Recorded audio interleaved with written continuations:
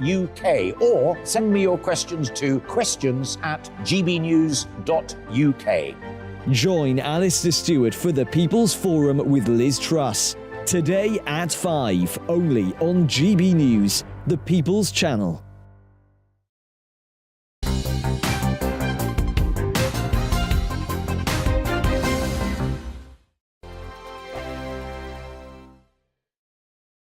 Join my show Farage, 7 p.m. till 8 p.m. Monday through Thursday, and there you will get opinion, analysis, debate, and I'll cover stories that nobody else dares to touch.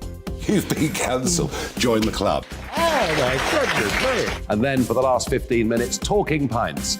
Over a drink, we have a civilised conversation with someone. We very often disagree, but we do it in a grown-up way. Come and join me on Farage.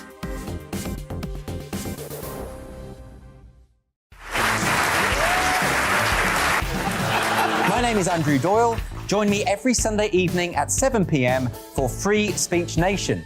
This is a show where we address current affairs and news stories of the week with the help of two wonderful comedian panellists. I brought in comics because I want to give it a lighter edge, and also they work for less. See you there.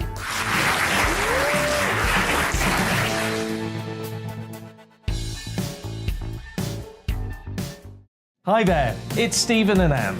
At breakfast from 6 a.m, you'll always be caught up with everything you need to know, the latest headlines, opinions and debates. We'll bring you the good news and the bad, but most of all, we're here for you. Remember, send in your views and let us know what you would like us to talk about. That's because we're your news channel. And every morning at 6 a.m, it's breakfast on GB News. I'm Dan Wootton. Join me Monday to Thursday from 9 to 11 for the feistiest and most fun news debate on TV, where free speech reigns. I'll bring you a sharp take on the day's biggest stories, bombshell newsmaker interviews, and A-list guests. And I guarantee you, no spin, no bias, no censorship, and no reason to go to bed. That's Dan Wootton Tonight, Monday to Thursdays from 9 on GB News.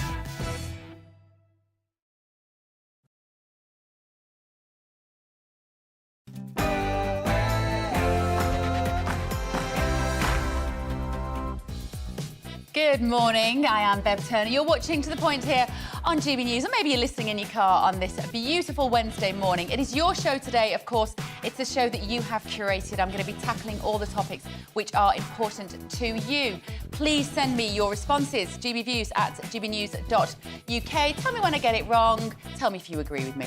We're going to be getting to those throughout the show, but first it is time for your latest news with Rosie.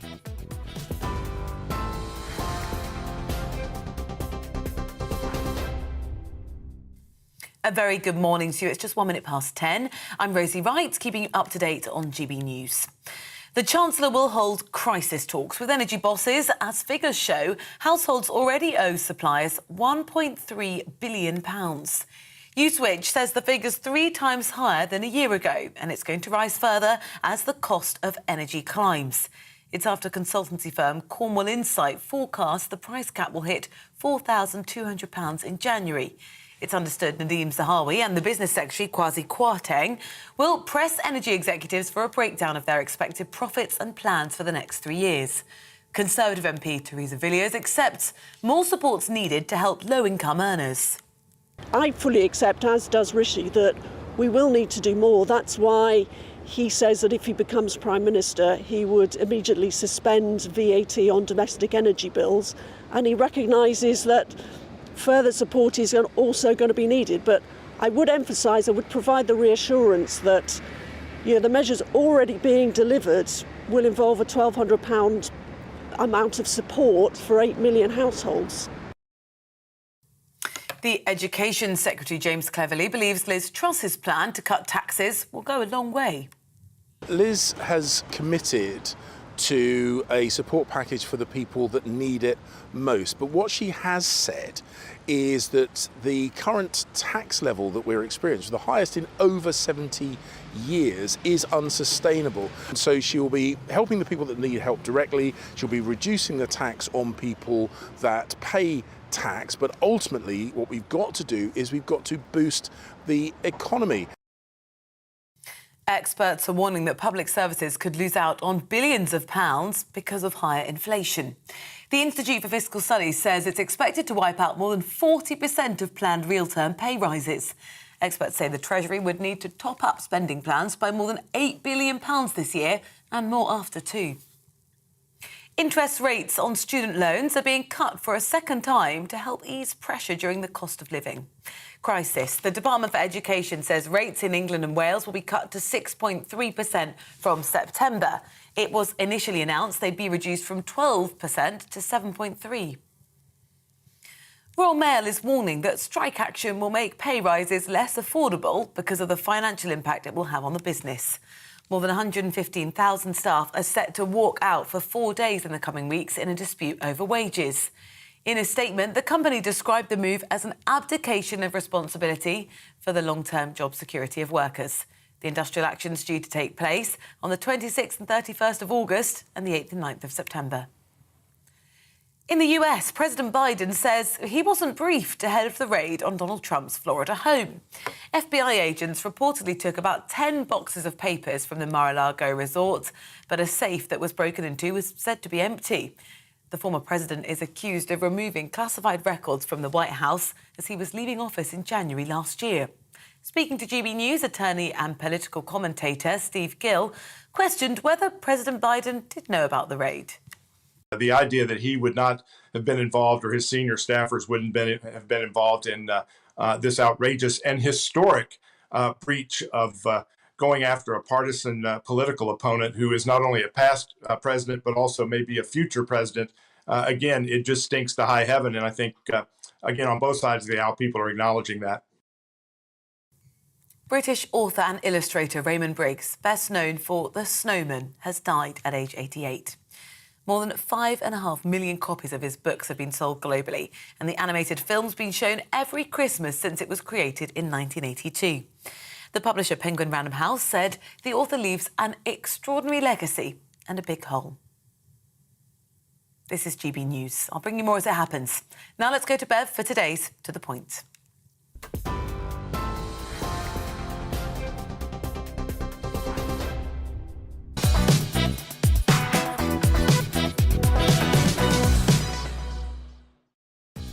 Very good morning to you. I am Bev Turner. This is To The Point on GB News with me.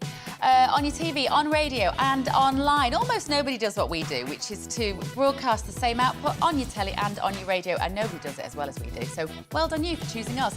It's our weekly viewers special today, which means everything that we're discussing is based on what you have asked us to talk about. It's what you think matters. So here is what we've got coming up. Later today, a live audience of GB News viewers and listeners will put their questions to Tory leadership candidate Liz Truss. What do you want to ask her? Get in touch and let us know. Alistair Stewart will be passing on your questions. Now, many of you are still outraged by the amount of reports into grooming gangs without much apparently changing. What will it take for authorities and politicians to finally act? I'll be talking to the fantastic Maggie Oliver. Rent prices across the country are increasing at rapid rates. I'm sure you're well aware of that. So is it time for the government to step in and take radical action? Or is this something that we should leave to the private sector? Don't miss that discussion a little later on. We've got all of that coming up and much more across the programme. And you can get in touch with your views as usual on gbviews@gbnews.uk.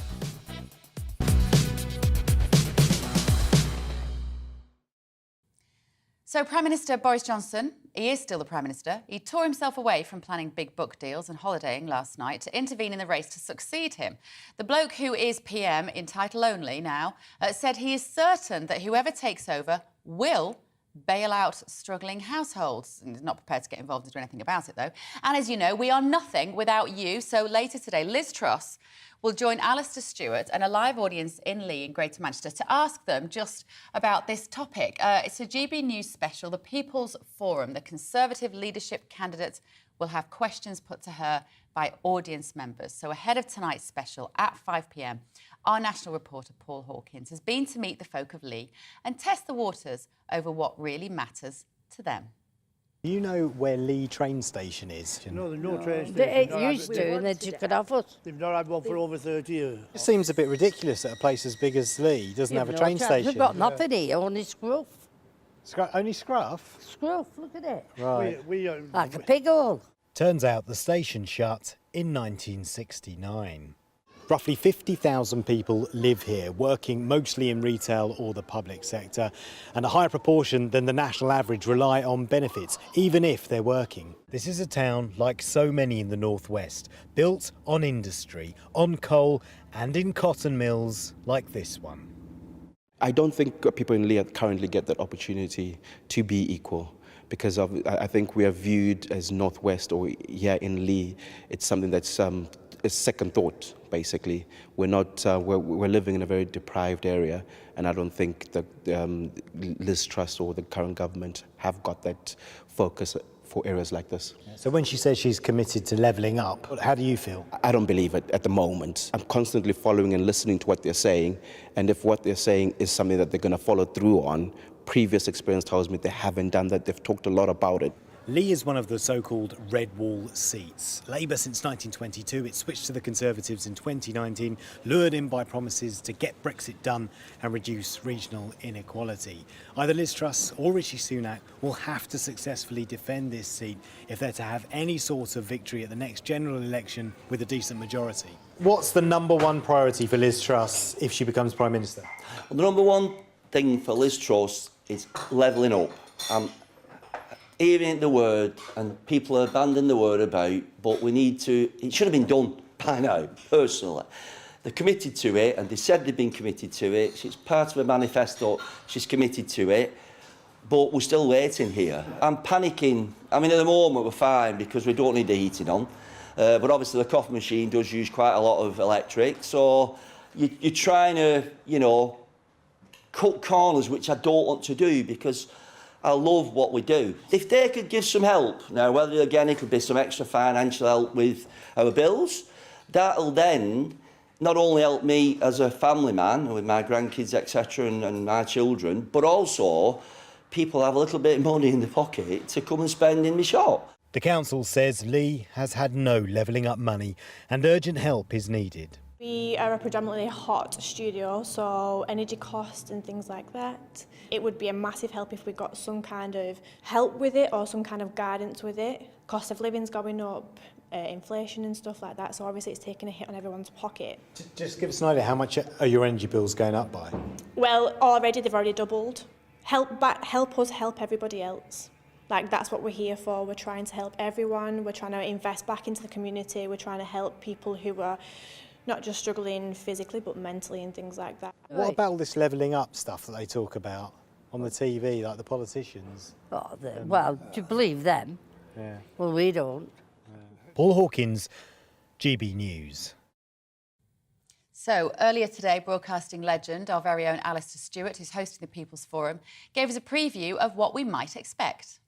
I want to know about what she would do if she was Prime Minister about the boat people, the immigrants, what she would do about Rwanda. She says she'd toughen it up, but what does that actually mean? There are questions about women and whether girls are safe to go to the loo when they're at school and the rest of it. It's a very wide range of questions, and those questions are still coming in right up to the last minute. And as you rightly say, it'll be kick-off at 5 o'clock, me as the host, referee if you like, and about 70 or 80 members of the public, GB News viewers and listeners who will be there to grill the PM, with me just wearing a white coat, sweater over my shoulders as the umpire. And who better to do it? Nobody better than Alistair Stewart to host that. So joining me now to talk in more detail about the Tory leadership race is Nigel Nelson, political editor of the Sunday Mirror and the Sunday People. Hello, Nigel. Good morning. Thank you for joining us. We had this hustings last night. Before we look forward to Liz Truss's questioning today, we had this hustings last night in Darlington. What were the main headlines that came out of that, Nigel? Anything we haven't already heard before? The answer is no. I think we had heard most of it before. I mean, we're still arguing about, or rather they are still arguing about, what is the best way to help people with effectively energy bills, but the whole cost of living crisis. And at the moment last night, Liz Truss was sticking to her guns. It was going to be tax cuts. That was the way forward. She hints at some kind of extra help, but hasn't actually fleshed out what that might be. Rishi Sunak, in the meantime, says that this extra help, this targeted help, is really important to help people cope with bills. But again, he's not quite fleshed out what's going on. And I hope Alistair Stewart will get better answers than perhaps the people of Darlington did. I mean, the issue comes down to tax cuts are all very well, but it's perfectly true they're inflationary. The trouble with tax cuts is they go to everybody who's working, even the people who don't need it.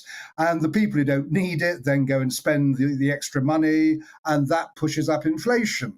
Problem with Rishi's position is he's talking about tax cuts further down the road, but more help for people to pay bills. And the real help you're talking about, £36 billion worth, is the kind of money you need. Well, that will mess up any chance he's got of a 4p reduction in taxes by 2028. Absolutely. I've been calling out for our viewers and our listeners to ask questions of them. Phil has got in touch here, Nigel, and he says, Liz Truss backed Boris to the end. I admire her for that. You can never trust a backstabber. You never know who will be their next victim. I actually thought that the shadow of Boris Johnson would loom larger over this contest than it has. He's largely been kept out of it. The people who like Boris Johnson still want to keep him in as part of this story, as part of this narrative. What did you make of him finally saying something yesterday about the fact that whoever takes over from him will, he said, they will have the ability to help people financially? Well, I mean, I think that Boris Johnson is absolutely right there. He can't really intervene at the moment.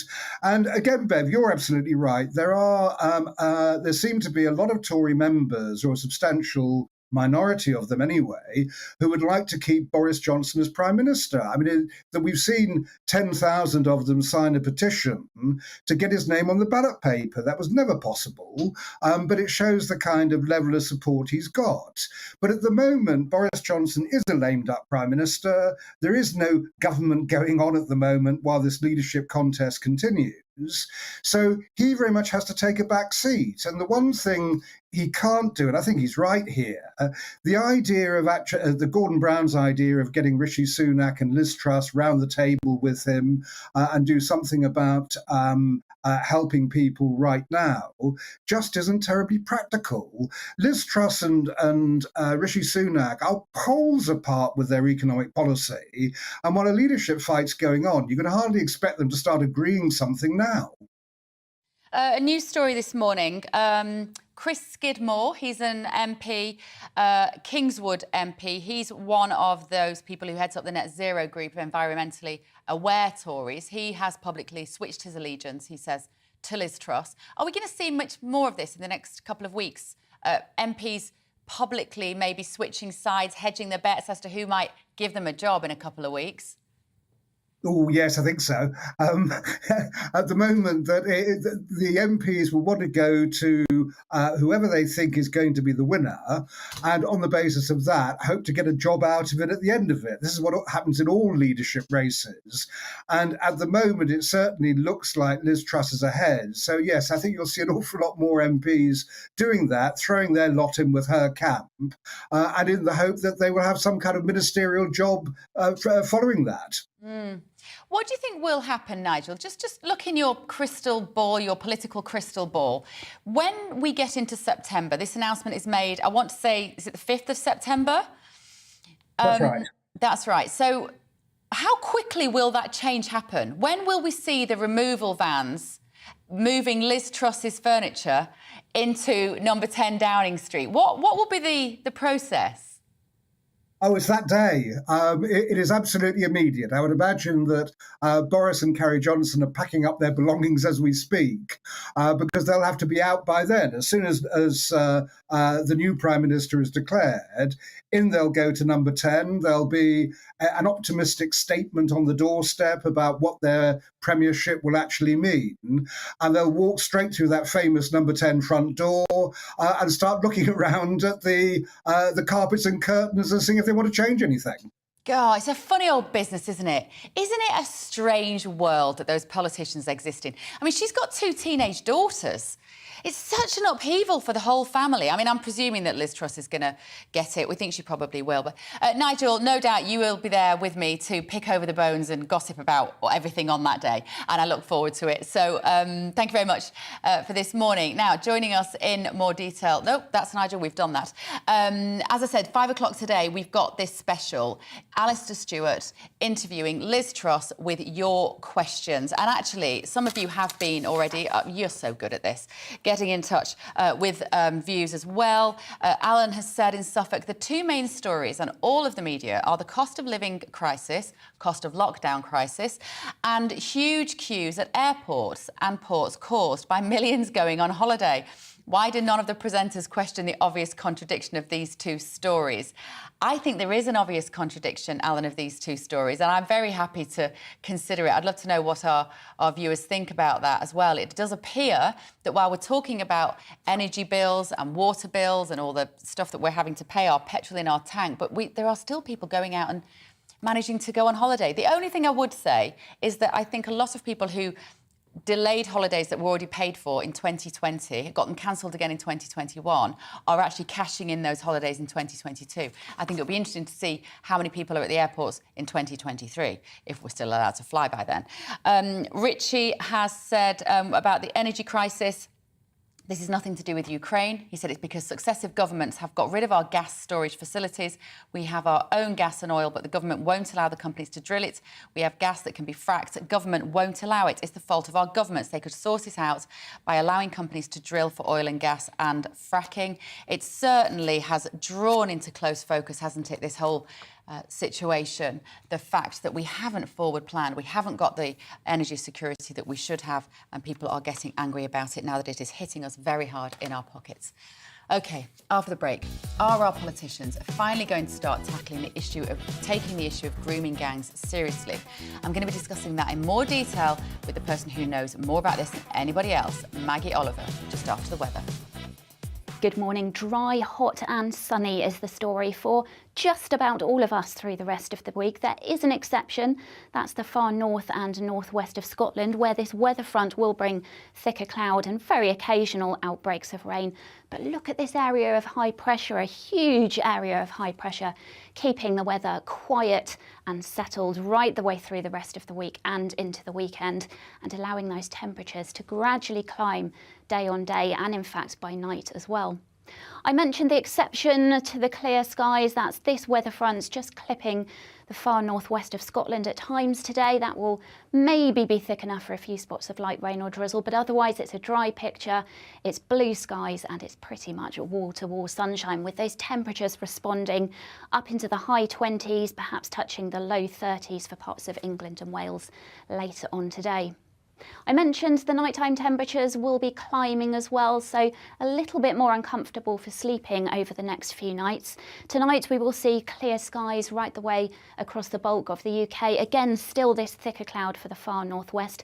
We also could well see some low cloud and mist developing around some coasts of Northern Ireland, as well for some coastal parts of East Anglia. That may just come inland a little bit on Thursday morning. However, it should burn back fairly readily once that sunshine gets going on Thursday. And Thursday is again another day of blue skies and sunshine, and those temperatures continuing to climb. In fact, it's from Thursday that the Met Office have issued an amber extreme heat warning for parts of England and eastern Wales, and that warning is valid right the way through Thursday, Friday, Saturday and into Sunday. You can see on the Outlook chart here, sunshine all the way, right the way across the UK, with the exception of the far north of Scotland, and temperatures are responding as well.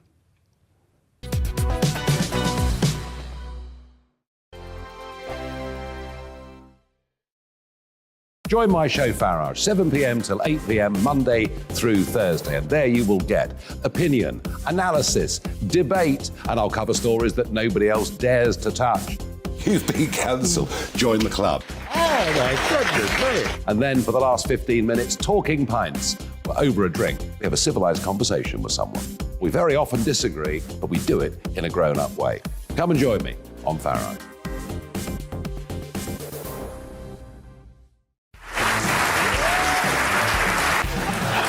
My name is Andrew Doyle. Join me every Sunday evening at 7 p.m. for Free Speech Nation. This is a show where we address current affairs and news stories of the week with the help of two wonderful comedian panellists. I brought in comics because I want to give it a lighter edge, and also they work for less. See you there.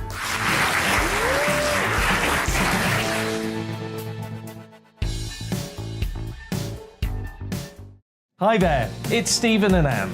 At breakfast from 6 a.m, you'll always be caught up with everything you need to know, the latest headlines, opinions and debates. We'll bring you the good news and the bad, but most of all, we're here for you. Remember, send in your views and let us know what you would like us to talk about. That's because we're your news channel. And every morning at 6 a.m, it's breakfast on GB News. I'm Dan Wootton. Join me Monday to Thursday from 9 to 11 for the feistiest and most fun news debate on TV, where free speech reigns. I'll bring you a sharp take on the day's biggest stories, bombshell newsmaker interviews, and A-list guests. And I guarantee you, no spin, no bias, no censorship, and no reason to go to bed. That's Dan Wootton Tonight, Monday to Thursdays from 9 on GB News.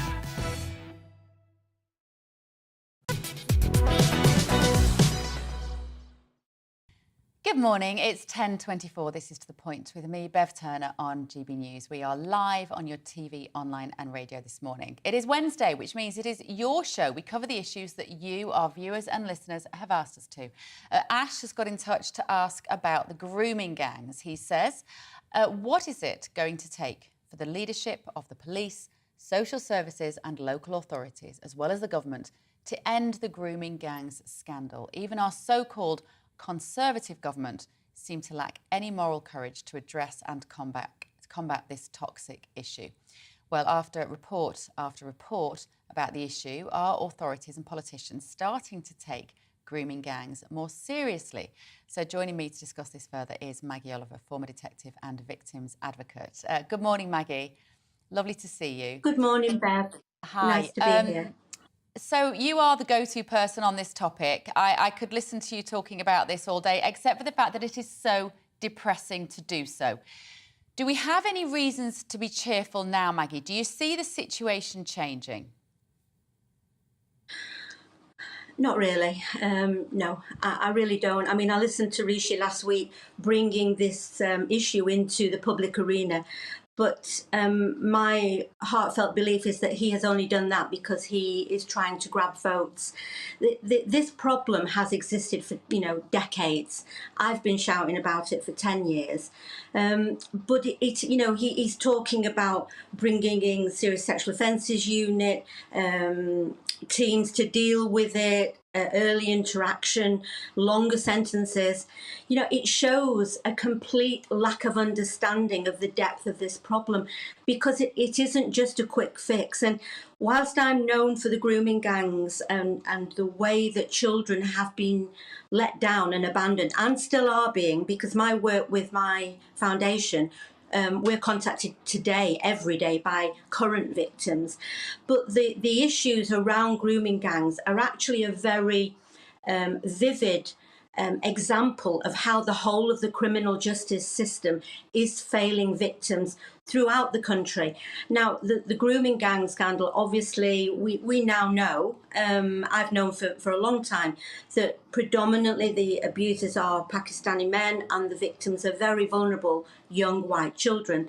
That is part of the issue, and it has been avoided for decades because of that. But the real problems go far deeper, and it needs investment. It needs to be prioritised. We need to address the collapse in the criminal justice system, lack of adequately trained police officers, lack of resources, police officers being de-skilled. The list goes on and on. So, Rishi Sunak saying, we're going to do something about it. Why didn't he say something 3 years ago? I worked with Sajid Javid on the Centre for Social Justice for 2 years. We had a whole catalogue of recommendations, none of which have been followed through. I've spoken to Priti Patel. The drama Three Girls showed the country what was going on, years ago. So why is it at this precise moment that he chooses to bring this in? And I fear that as soon as we have a replacement Prime Minister, it will fade away because it needs real commitment. I'm not filled with hope. Well, we are committed to shining a light on this channel. I'm sure you're familiar with the work that Mark Stein has been doing on the evening shows as well. He's just an amazing job. You mentioned then about the recommendations. What would they be, Maggie? What changes do we need to see to protect these very vulnerable young girls? It's not an easy solution, and I've been watching. I've obviously been talking to Mark as well. It's not an easy solution. Empty promises mean nothing. But you know what I believe? I believe that the buck stops at the top. And with all the scandals we've had, Rochdale, Rotherham, Oxford, Telford, Oldham, every week there's a new one.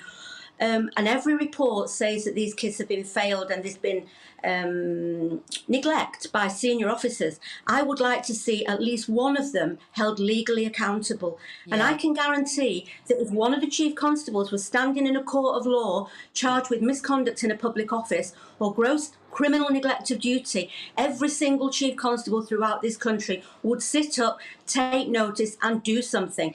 I mean, even last week, Bev, finally, after another 2 years, the IOPC reported on Operation Augusta in Manchester. Op Augusta, the review found that GMP, Greater Manchester Police, intentionally and deliberately closed down that investigation when we had 100 paedophiles on a database. 3 senior officers were put forward to the IOPC to be investigated. 2 years later, I'm not surprised, but 2 years later, the minutes of the meeting where that decision to close the case down was made have quite conveniently gone astray.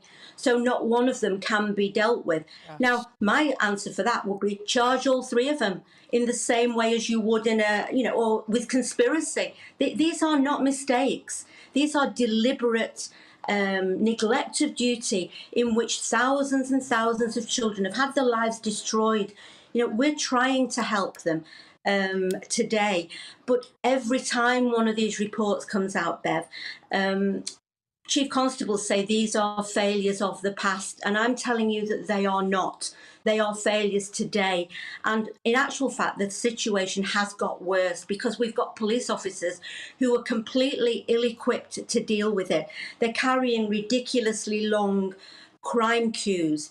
Body cams are turned off. They're trying to push the victims away at source. And these problems are known by serving police officers. Experienced officers are leaving in their droves.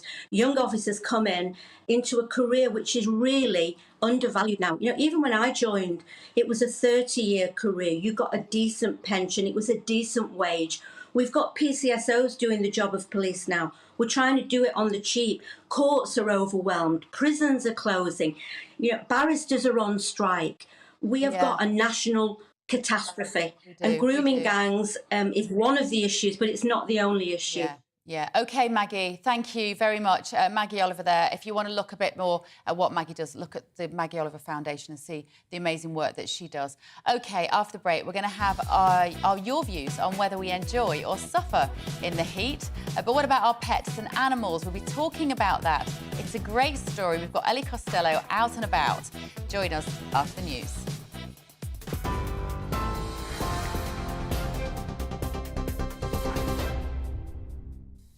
Well, good morning. It's 10:32. I'm Rosie Wright, keeping you up to date on GB News. The Chancellor will hold crisis talks with energy bosses as figures show households already owe suppliers £1.3 billion. Uswitch says the figure is 3 times higher than a year ago, with 6 million homes in debt by an average of £206. Well, the consultancy firm Cornwall Insight forecasts that the energy price cap will hit £4,200 in January. It's understood that Nadeem Zahawi and the Business Secretary, Kwasi Kwarteng, will press energy executives for a breakdown of their expected profits and plans for the next 3 years. Interest rates on student loans are being cut for a second time to help ease pressure during the cost of living crisis. The Department for Education says rates in England and Wales will be cut to 6.3% from September. It was initially announced they'd be reduced from 12% to 7.3%. Royal Mail is warning strike action will make pay rises less affordable because of the financial impact it will have on the business. More than 115,000 staff are set to walk out on the 26th and 31st of August, as well as the 8th and 9th of September. The companies described the move as an abdication of responsibility for long-term job security.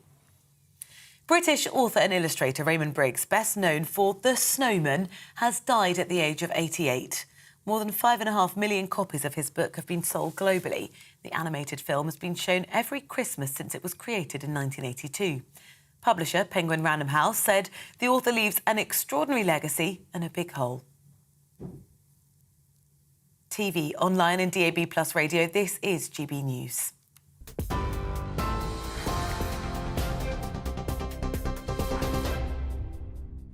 Direct Bullion sponsors the Finance Report on GB News for gold and silver investment.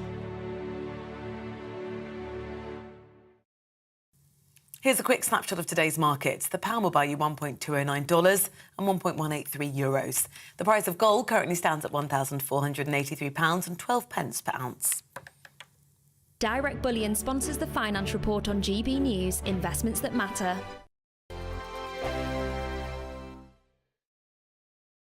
Join my show Farage, 7 p.m. till 8 p.m. Monday through Thursday. And there you will get opinion, analysis, debate, and I'll cover stories that nobody else dares to touch. You've been cancelled. Join the club. Oh, my goodness me. And then for the last 15 minutes, talking pints. We're over a drink. We have a civilised conversation with someone. We very often disagree, but we do it in a grown-up way. Come and join me on Farage.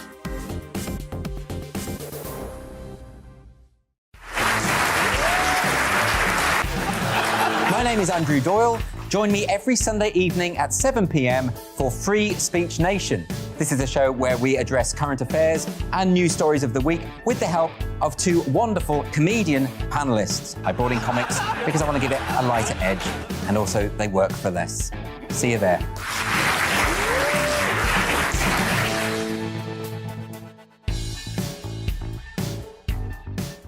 Hi there, it's Stephen and Anne.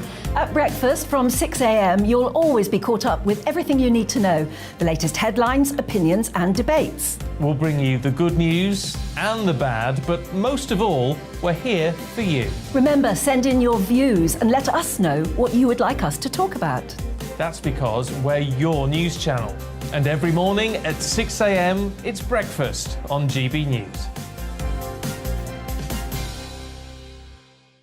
I'm Dan Wootton. Join me Monday to Thursday from 9 to 11 for the feistiest and most fun news debate on TV, where free speech reigns. I'll bring you a sharp take on the day's biggest stories, bombshell newsmaker interviews, and A-list guests. And I guarantee you, no spin, no bias, no censorship, and no reason to go to bed. That's Dan Wootton tonight, Monday to Thursdays from 9 on GB News.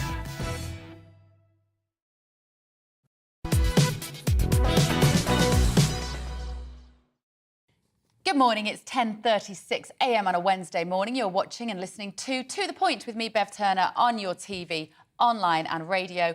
And make sure you upload the app. You know you have on your phone? I'm just like I'm talking to my mum now. You know that little bit, Mum, where you get the apps on your phone, whether it's iPlayer or Google Play. Upload the app, the GB News app, and then you can listen to every single show. You can watch us live wherever you are. It is definitely worth doing. OK, now the Met Office has issued a 4-day amber extreme heat warning from Thursday this week. Again, the warning applies to southern and central England and parts of Wales, with temperatures set to reach up to 35 degrees. We will all be, of course, making an effort to make the best of the weather in the next few days. But how are animals coping in the heat? It's something that many of you have been getting in touch about, including Jacqueline from Dorset. And Jacqueline said, please look after your animals. Dogs not only die in cars, but on long walks. Field animals need shade and water. Don't forget them. It's not something that would necessarily have occurred to me, actually, although we do have a couple of guinea pigs, and I go into the room that they're in and open the windows so they don't get too hot and make sure the water is topped up. But our reporter Ellie Costello is at Marwell Zoo in Winchester. Good morning, Ellie. Oh, look, you look so beautiful there in the sunshine. I don't know anything about Marwell Zoo in Winchester. Is it lovely? And how are the staff preparing you for the weather? Preparing the animals for the weather, not you.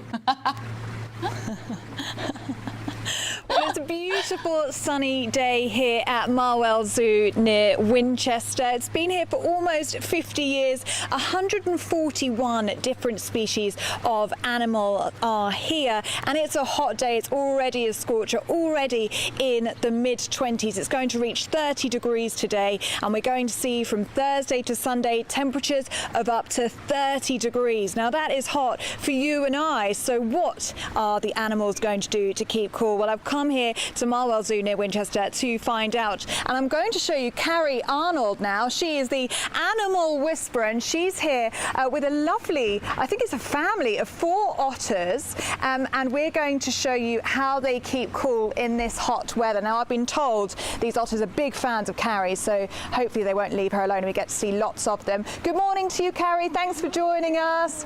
So, first of all, introduce us to our lovely guests. Who are these 4 lovely little otters? 4 Asian short-clawed otters. We've got 2 brothers and 2 sisters here, so they're a nice little family group. So yeah, the biggest one, this one here, is Bo, and then yeah, we got his siblings as well. And do they have names? Yep, so we've got Bo, Sunan, Gia and Sari. I love the names. Now, I don't know if you can catch this at home or if you're listening on the radio. They're making this amazing snorting noise. What's that about? So this is just a vocalisation. They're incredibly vocal, and that's how they communicate with each other. So they will tell us if we're not feeding them fast enough and things like that. So the otters are the boss? Most definitely, pretty much. So how are we keeping them cool? So we've got a nice big ice block here, which is a load of water with a lot of crayfish and crab claws frozen into. So once they've done with their food, they'll probably start investigating it. So as they kind of rub their bodies on it and lick it, it will keep them nice and cool, but it's also nice and interesting. And as it starts to melt, also the claws and crabs will become exposed, so they'll have fun kind of foraging. Oh wow, so the ice block technique is a really good one. Like you said, they can use it on their bodies as well. Do you use that around the whole zoo or just with the otters? No, we use it with a lot of different animals. So primarily on the section I work on is with the carnivores, and yeah, we use them for everything from the meerkats to the otters to the tigers and snow leopards. So yeah, we can kind of really utilise it and differ it for their natural kind of diet. So would the otters enjoy the sunshine? Would you find that some animals in this zoo, they would like a little bit of a sunbathe? It might be a bit difficult for the next few days, right? Yeah, so you've got some species that will cope better with the heat. So these are naturally from South Asia, so that they would be used to kind of these hot temperatures. Things like meerkats also would be very, very used to it, although they would still take shade and take shelter at the hottest point of the day in the wild and in captivity. So yeah, might cope a little bit better than we would, but still would kind of take shelter. And I mean, it's important to say that they're very well looked after here. They've got all this water here, they've got lots of shady areas as well and lots of water available to them. What would you say to some people who say that, you know, animals just shouldn't be in captivity and we shouldn't be intervening in nature? Well, I mean, I'd say yes in an ideal world, but unfortunately we don't live in an ideal world, and many species within captivity wouldn't exist today without the input of zoos. Oh, Carrie, you've been absolutely fantastic. Oh, I've just scared the otters. Sorry. What are we doing? Thank you so much, Carrie. And just before we leave you, your job is animal team leader, so you're basically the boss of all the animals, right? Yeah, that's right. We love it. I mean, dream job right there. Thank you so much, Carrie. No, that's Carrie Arnold. Thank She's animal team leader, and she's absolutely just a queen amongst the otters. Look, they're going for her boot there and doing a bit of snorting. It's absolutely incredible to watch. They're very, very cute. Well, there you go. The otters are very well looked after here, but we should be taking advice from them. Perhaps seek the shade, avoid the midday sun, stay hydrated, and perhaps if you're out and about, treat yourself to a nice lolly. Thank you, Ellie. Can I ask you a quick question, as I'm not familiar with Marwell Zoo, as I said, in Winchester. The otters are just beautiful. What other kind of animals are there? Are there any big beasts that we can see? Is that a bit mean, Ellie, to ask you that when you might have only just arrived this morning? No, you can ask me that, I believe. I'm just going to double check with Lindsay. We've got tigers here, have we? Yes, we've got tigers. I'm getting a nod. We're going to go visit the penguins next. I've been told there's penguins. They're my favourite animals, so we have to go see them. And they're going to be splashing about in the water and enjoying the sunshine, I'm sure. And we're also going to see a what's the other animal? Red River hog. And they've got 3 new hoglets, so there's lots to look forward to in the next few hours. 141 different species here, Bev. Amazing. Well done, Ellie. Thank you very much. We're all, you know, we've got all our kids are off school at the moment, aren't we? Looking for things to do. I might take a visit down there with mine. They would love that. You have not been disappointing this morning with your amazing views and questions. We were talking about, of course, the economy. We had the hustings last night. We've got at 5 o'clock today, Alistair Stewart grilling Liz Truss with your questions. Brian has said from Wolverhampton, I'm a pensioner in my 70s. I'd like to find out why I have to wait until November or December for the £300 cost of living payment from the government, while people go on universal credit are already being paid their £650. Brian says, when I go to the shops, my costs have also gone up, the same as everybody else's.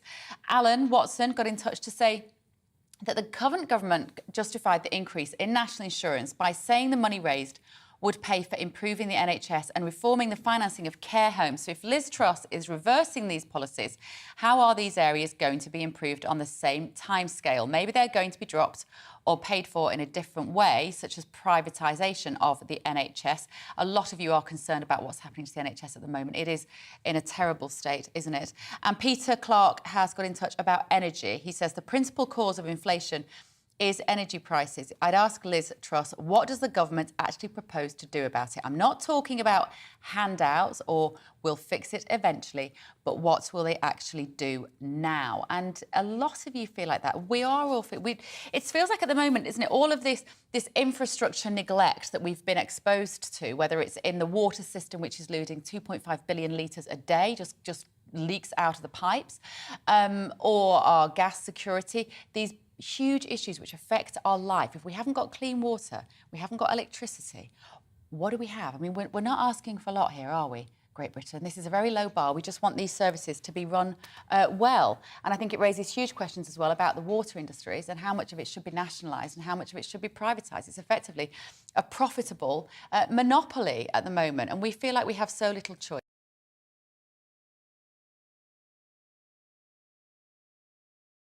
Louise has been talking about this. It's sort of gathering a bit of momentum, isn't it? A campaign that we just don't pay our...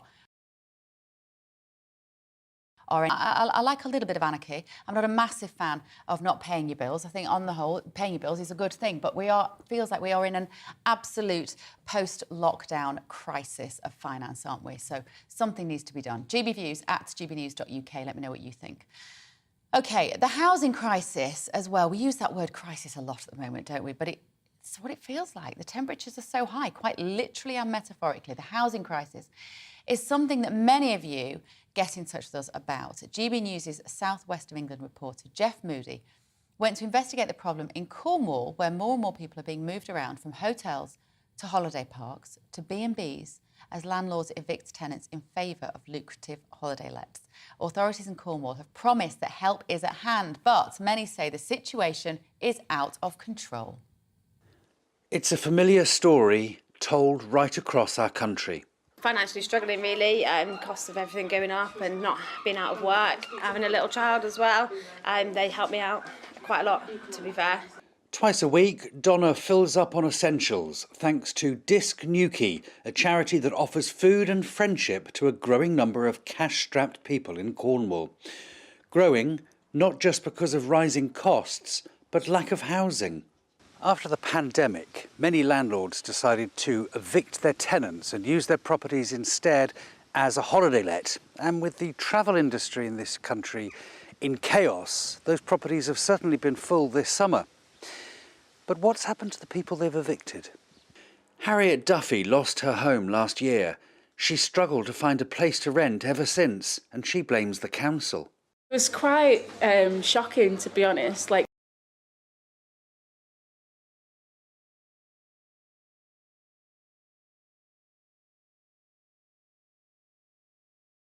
idea what I would have done because I literally had nowhere to go and they weren't offering me any sort of assistance at all. The number of people on the council's waiting list for housing has doubled since the pandemic. Now 21,500. 69 families are being housed in caravan parks while they wait, sometimes miles from their children's schools. When rental properties become available, there's often up to 200 people viewing the same place. Monique Collins, who runs Disc Newquay, just the tip of the iceberg. I don't think that the rest of the country realises what is going on in Cornwall. We've got an awful lot of people that are actually in tents and in vans because there is no housing. And if you are a worker and you get placed in a hotel room, you end up paying the full cost of that hotel room. So there's absolutely no point in doing that. So what we're seeing is working men living in their cars because obviously they don't want to be spending all their wages on a hotel room. Last year, the council pumped £300 million into the problem, introducing a raft of measures aimed at providing homes. 814 affordable homes were built in the county last year, the second highest of any local authority in England. But the MP for North Cornwall says more needs to be done. The market at this moment in time doesn't seem to be meeting the needs of people here. So it's right for us as politicians to make that case, as we have with the Minister, to ensure that we get the policies right for people that are living and working in this great environment that we love here. But getting the policies right takes time, and many here feel action is needed now. I think that our government really needs to look at levelling up Cornwall because things the way they are not sustainable for any of the families that live here at the moment. Not sustainable now, even less so come winter. And like it or not, the winter months are just round the corner. Jeff Moody, GB News. Many of you get in touch regularly to share your thoughts and concerns about the housing crisis. Anne emailed in to say, we have a housing crisis on the housing ladder, and here we are selling houses to people who live in China. I think houses being bought to rent out should not be allowed temporarily and should only be sold to people who live in this country. Well, you know, that's a fairly controversial view. I'm not sure we can say that people who want to buy houses have to live here in the first place, but you clearly all feel that there is a sense. I mean, there is a square in London in sort of Kensington area near the big Natural History Museum, and it's a beautiful square of houses which are worth an eye-watering amount of money, £6 million and up, and they are pretty much all empty now because they are all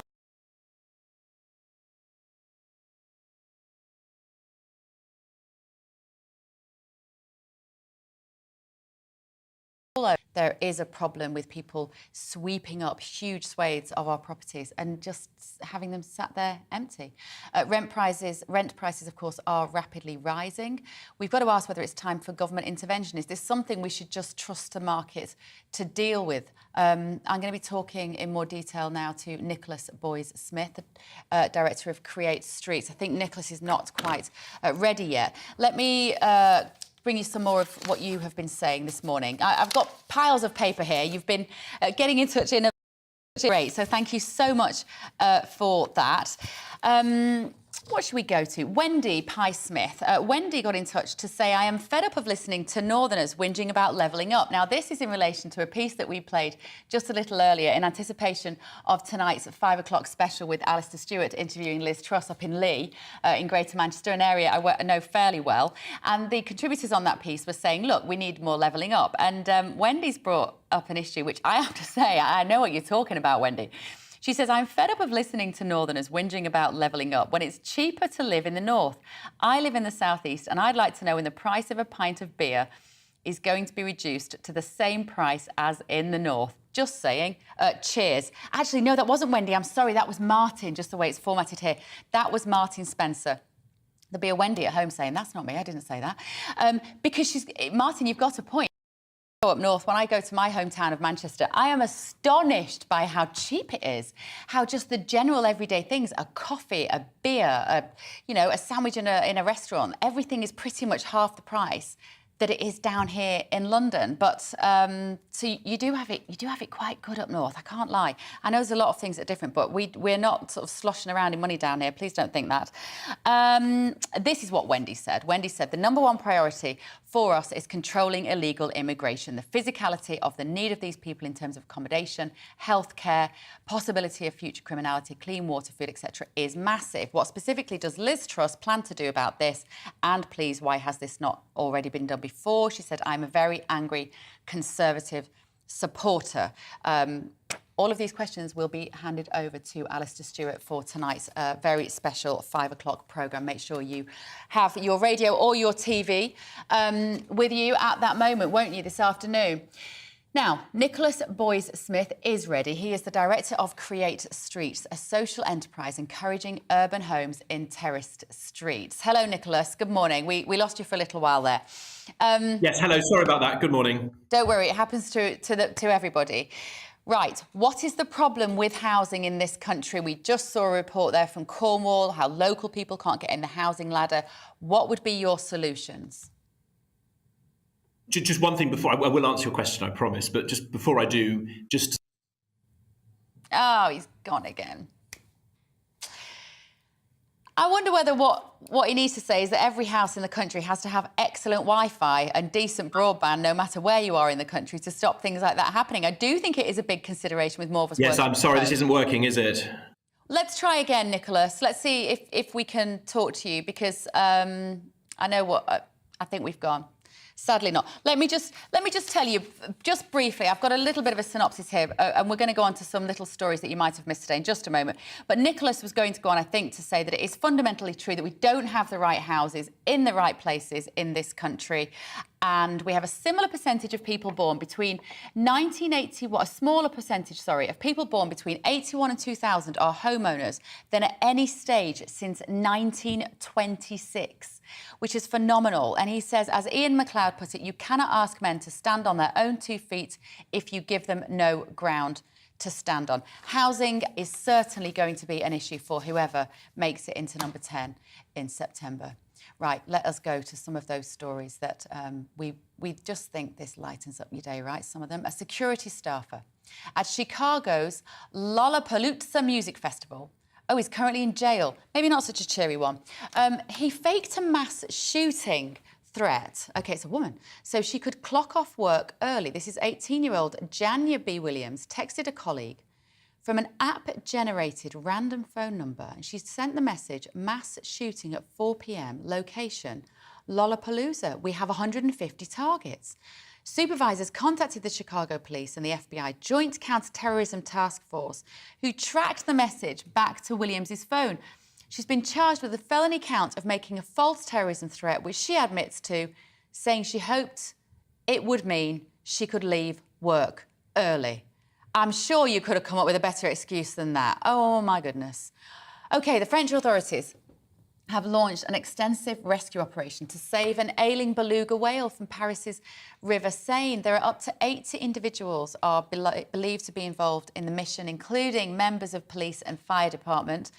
There's a 4-metre-long beluga whale. If you are listening on the radio, we've got pictures of the River Seine with this animal kind of surfacing from time to time, looking very forlorn. It was first spotted a week ago heading into Paris, about 130 kilometres inland from the open sea. Its health is failing as it becomes more stressed in the narrow river. So the plan is to lift it out of the Seine via a hammock and into a vehicle that will take it to the open sea as soon as possible. Oh, I hate those stories. I really hope that whale does OK. OK, Nottingham Castle curators are continuing on their decolonisation drive, critically examining their castle's links to colonialisation and slavery. Recently, they came to the conclusion that tea and sugar are spoils of empire and have erected a sign for its visitors saying as much. The sign also has a quote from Marxist historian Stuart Hall on it reading, "There is no understanding of Englishness without understanding its imperial and colonial dimensions." Right, keep all your thoughts coming into us on email, gbviews@gbnews.uk. I'm going to be back with more of today's top stories after this quick break. As the race for number 10 intensifies, we are giving you the chance to get to know our next Prime Minister. We've invited the two candidates to meet you, the GB News viewers, and let you put your questions to them. Head directly to gbnews.uk or send me your questions to questions@gbnews.uk. Join Alistair Stewart for the People's Forum with Liz Truss. Today at 5, only on GB News, the People's Channel.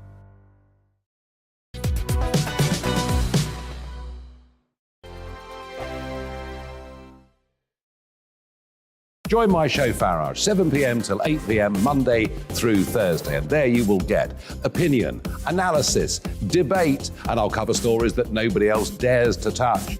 You've been cancelled. Join the club. Oh my goodness me. And then for the last 15 minutes, talking pints. We're over a drink. We have a civilised conversation with someone.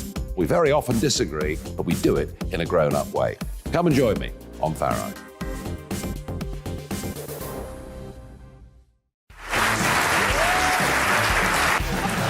My name is Andrew Doyle. Join me every Sunday evening at 7 p.m. for Free Speech Nation. This is a show where we address current affairs and news stories of the week with the help of two wonderful comedian panellists. I brought in comics because I want to give it a lighter edge, and also they work for less. See you there.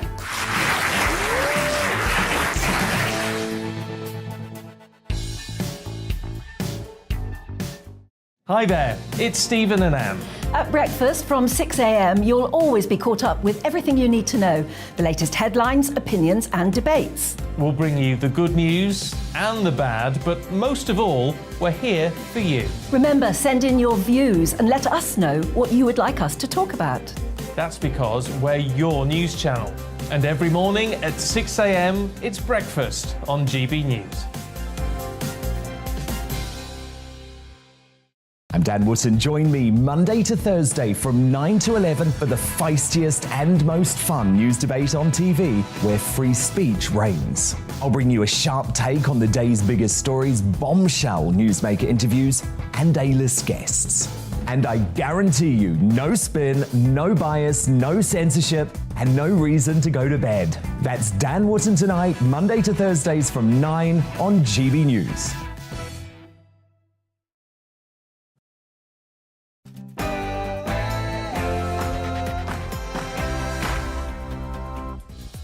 Good morning, this is To The Point on GB News. I am Bev Turner. I'm sitting in for Mercy Moroki and Patrick Christie's as it is holiday time. We are on your TV, radio and online and with you until midday with a show jam-packed with the biggest stories and all of the stories that you wanted us to talk about today. Make sure you get in touch with your views as usual, gbviews@gbnews.uk, and I will get to as many of them as we go. But first of all, here is the latest news with Rosie.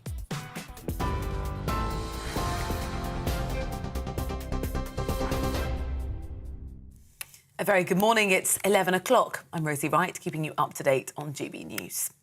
The Chancellor's going to hold crisis talks with energy bosses as figures show households already owe suppliers £1.3 billion. Uswitch says the figure is 3 times higher than a year ago, with 6 million homes in debt by an average of £206. It's after the consultancy firm Cornwall Insight forecast the energy price cap will hit £4,200 in January. It's understood Nadeem Zahawi and the Business Secretary, Kwasi Kwarteng, will press energy executives for a breakdown of their expected profits and plans for the next 3 years. Conservative MP Theresa Villas accepts more support's needed to help low-income earners. I fully accept, as does Rishi, that we will need to do more. That's why he says that if he becomes Prime Minister, he would immediately suspend VAT on domestic energy bills, and he recognises that further support is also going to be needed. But I would emphasise, I would provide the reassurance that the measures all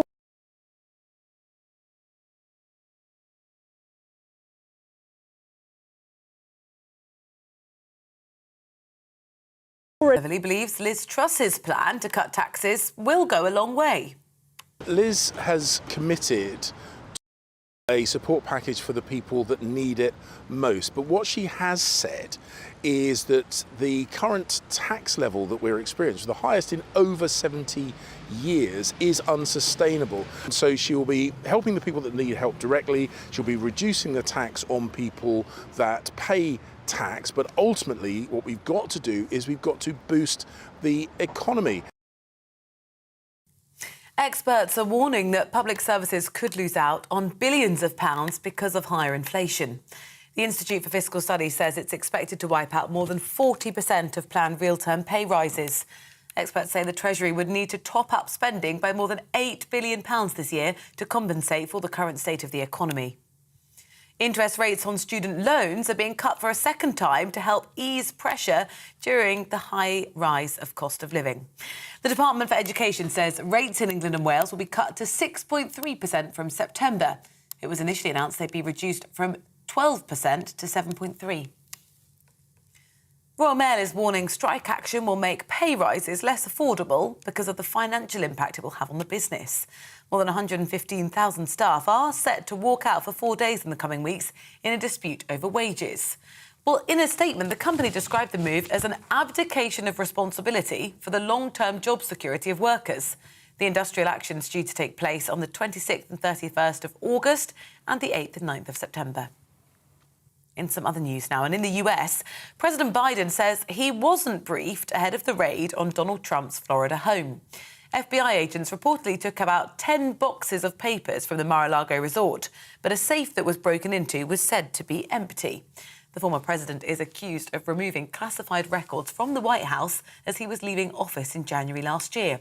Speaking to GB News, lawyer and political commentator Steve Gill questioned claims that President Biden didn't know about the raid. The idea that he would not have been involved or his senior staffers wouldn't have been involved in this outrageous and historic breach of going after a partisan political opponent who is not only a past president but also maybe a future president. Again, it just stinks to high heaven. And I think, again, on both sides of the aisle, people are acknowledging that. British author and illustrator Raymond Briggs, best known for The Snowman, has died at the age of 88. More than 5.5 million copies of his book have been sold globally, and the animated film has been shown every Christmas since it was created in 1982. Publisher Penguin Random House said the author leaves an extraordinary legacy and a big hole. This is GB News. We'll bring you more as it happens. Now, back to Bev.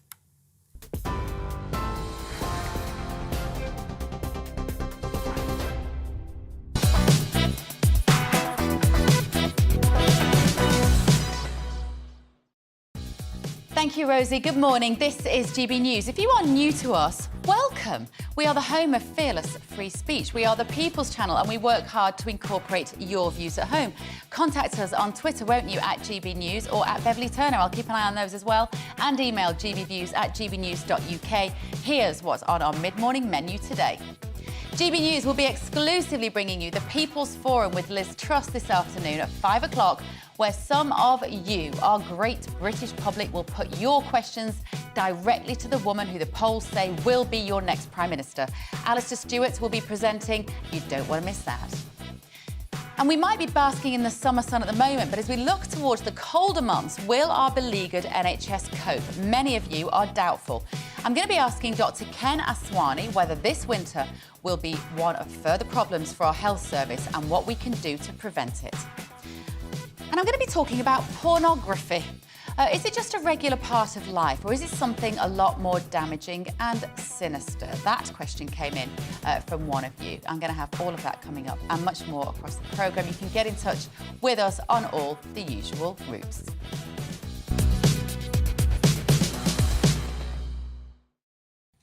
But first of all, Prime Minister Boris Johnson has waded into the Conservative leadership race, telling a Number 10 reception last night that he is certain that whoever takes over as Prime Minister will bail out struggling households. I guess it's sort of easier for him to say he's going to have nothing to do with it, is he? Well, this afternoon from 5 o'clock, one of those vying for the top job, Liz Truss, will join Alistair Stewart and a live audience in Lee in Greater Manchester for a GB News special, the People's Forum. The Conservative leadership candidate will have questions put to her by audience members, and ahead of the programme, our national reporter Paul Hawkins has been finding out more about what matters to the people of Lee.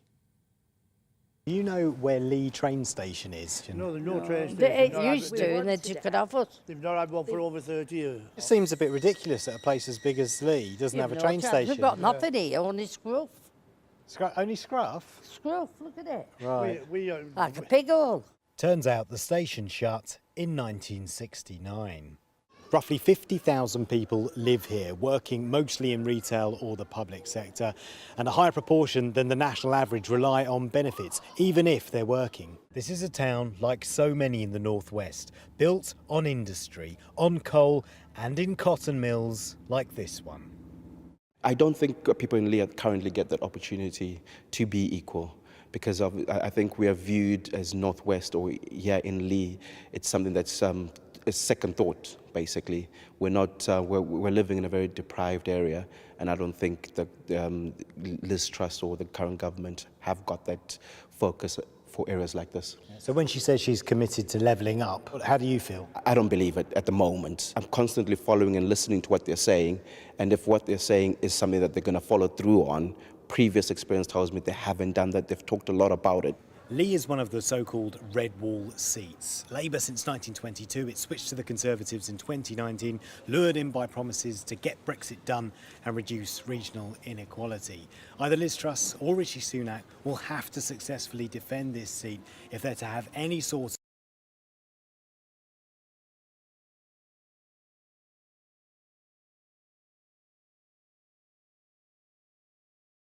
of... Levelling up.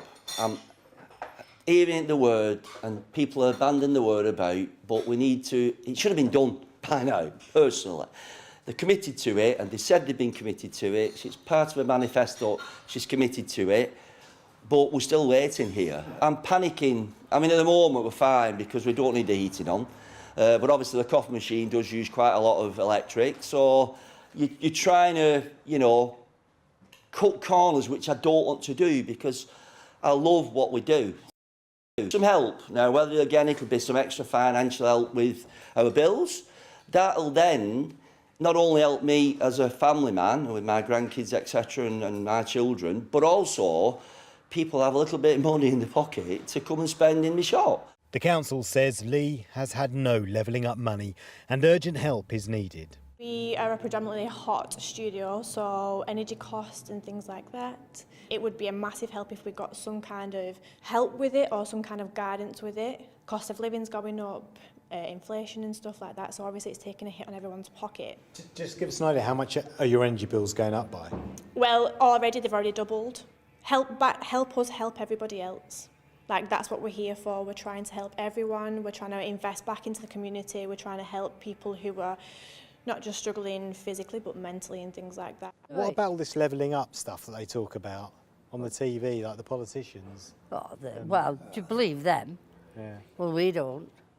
Paul Hawkins, GB News. Thank you, Paul. Well, Liz Truss could, of course, very well be our next Prime Minister. But what do we know about her background and political career? Our political correspondent, Tom Harwood, sent us this report.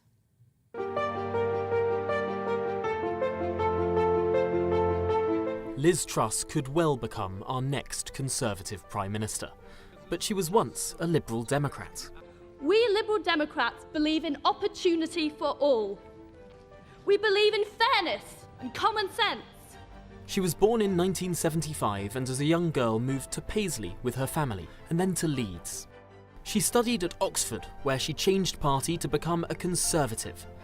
She married her husband Hugh in the year 2000. It was third time lucky in her attempts to stand for Parliament. In 2010 she was elected as MP for South West Norfolk. She entered Cabinet in 2014 as Environment Secretary, never one to miss a good photo op. I don't think that's a bad effort for my first go. And giving a much-remembered speech at party conference. We import 2/3 of our cheese. That is a disgrace. Liz Truss might have campaigned for Remain in the Brexit referendum, but it didn't hurt her career. Shortly after that historic vote, she became Justice Secretary under Theresa May, the first female Lord Chancellor in 1,000 years of the role. We have one at the door, please, Mum. Boris Johnson then made her Trade Secretary, and she appeared to relish her role, signing 70 post-Brexit trade deals. Foreign Secretary, are you pleased? Her successes earned her a promotion to Foreign Secretary, where she helped bring Nazanin Zaghari-Ratcliffe home, and has taken a tough line on Russia. Now is not the time to let up. Putin must fail. She backed Boris Johnson to the end, but now Liz Truss wants to lead the Conservative Party and the country as our next Prime Minister. So joining us now, I think, is Tom Harwood up in Lee. Hello, Tom. Nice to see you. Sun is shining in Greater Manchester. That doesn't happen very often. I can only say that because I grew up there. So what's the mood like in Lee? The people there must be pretty excited, are they, to have these two there tonight, or not? Yes, no, it is incredibly sunny, but also incredibly important here, really. This part of the world hasn't had that much focus from senior political leaders for a long time. Of course, this particular constituency had been held by the Labour Party since the 1920s. It was only in 2019 that it became in play, that it became that marginal seat, the one that flipped from the Labour Party to the Conservatives. And if the Conservatives really want to maintain any sort of scale of majority at the next election, similar to the one they did at the last, this will be a very important seat. Listening to the views of the people here in this seat will be very important, and that's what this event tonight on GB News from 5 to 6 p.m. With Liz Truss is all about. It's not journalists asking questions, it's not the sort of gotcha moments that you might expect in some of the moments of this campaign. It's real people from this part of the world asking questions of the person who is currently considered to be the front-runner to become the next Prime Minister. It should be a pretty powerful moment. We've got audience members spanning all age ranges and people who really have some burning questions on the biggest issues of the day. So it will be fascinating to see how Liz Truss stands up to those ordinary people asking those crucial questions from 5 until 6 p.m. We had the 5th hustings last night, Tom. I think it's about a dozen, I think they're going to do in total. Now, they aren't broadcast in the same way, are they? Because they're private events hosted by the Conservative Party. But were there any major headlines from those, Tom, for you last night? Well, yes, we did see last night Liz Truss having a bit of a moment with the person who was hosting that hustings, Tom Newton-Dunn. She might have been considered to be less than kind about the media at the start of that hustings, only to then be caught on hot mic, leaning over to the compere saying, "I'm sorry I was mean about the media." That was a little moment that did well on social media, but potentially the more significant moment when it comes to substance and policy is this question of energy bills. And what will Liz Truss do as we're seeing energy costs more than double, potentially treble, with that price cap rising and rising? We know that the raw material costs have been rising the world over, and the big question that has emerged out of yesterday's hustings, particularly for Liz Truss, is this question of whether or not she will do more in terms of government spending to help those at the bottom end of the ladder. Of course, she said that she wants to cut taxes to help people with their energy costs. She said that she wants to suspend those green levies on energy bills. That no doubt will help everyone, but of course not to the degree of the rise of those energy bills. So the question is, what about those people at the bottom end of the income scale, those who perhaps don't pay tax? Would there be more spending? And this is something that Rishi Sunak is trying to now deliver a clear dividing line between himself and Liz Truss on. The Sunak campaign saying that Rishi will spend more money, put more money directly into the pockets of people who are struggling. Liz Truss having a less clear policy on this as things stand, saying that she wants to help cut taxes for people to help them pay for their bills, but not yet answering that question about what about those people who don't pay tax, what about those people who might be squeezed the most. This morning, one of her key supporters, the Education Secretary James Cleverly, said that she is looking at targeted support, but we haven't heard details yet to that. We didn't hear details last night. Perhaps that's something that we might expect to hear from her at the event later today. Thank you, Tom. Our viewers have been getting in touch, and Joe has said that Liz should be asked why politicians, both parties, are determined to run this country down. We are dependent on others for energy, dependent on others for our borders, to defend our borders, dependent on private companies for our water, a basic human need. And I think this is something which has been very much brought to people's attention recently. I mean, I was reading this morning that Wessex Water is owned by a Malaysian company called YTL. The British people want to... I think there is starting to be a conversation needed to be had as to whether we nationalise some of these big water companies again and take that into public ownership. It's not a conversation we've had for quite a long time. Those are the kind of questions that she's going to have answers to, aren't they, tonight, Tom? They certainly are, although I think that particularly Liz Truss, casting herself as this child of Thatcherism, would be very reticent to go back to the days of a nationalised water company and the lack of investment and leaks that led to. The argument is that since water has privatised, the investment has really soared and the quality has gone up. But I think it's very unlikely, given that both Rishi Sunak and Liz Truss have been burnishing their Thatcherite credentials, talking about the private market as the way to boost growth and jobs. It's very unlikely that either of these candidates at this stage in the race would entertain that sort of nationalisation. OK, thank you, Tom. Enjoy your day up north. Tom Harwood there preparing for our very special programme at 5 till 6 this evening, where Alistair Truss will pose your questions. Alistair Stewart will pose your questions to Liz Truss. Now, I just want to say, Michael, you're right. I said how the quality of life up north is better than down south. And Michael said, oh, really? Everything up north is half price. Well, guess what? So are the wages. Yeah, good point, Michael. I'll accept that. Right, after the break, some of you are worried that the NHS won't be able to cope with the winter flu season. But is there any reason to be concerned? I'm going to be asking an NHS doctor after the weather.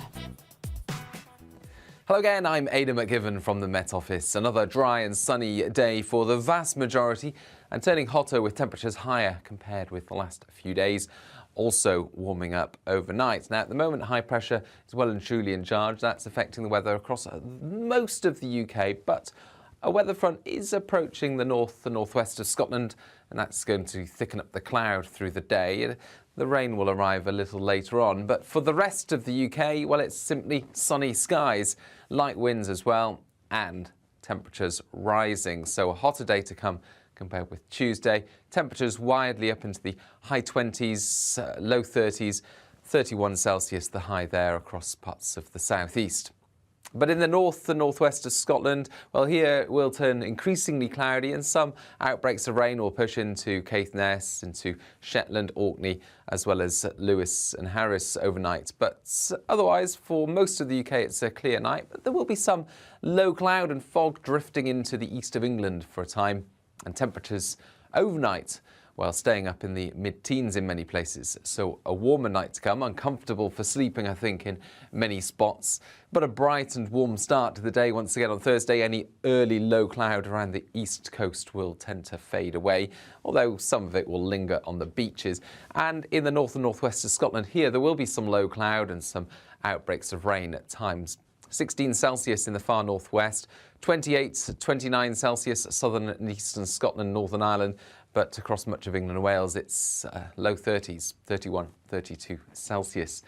And those temperatures are going to continue to rise during the rest of the week, with unusually high temperatures expected, 35, possibly 36 Celsius in places through Friday, Saturday and even into Sunday, turning cooler and more showery next week.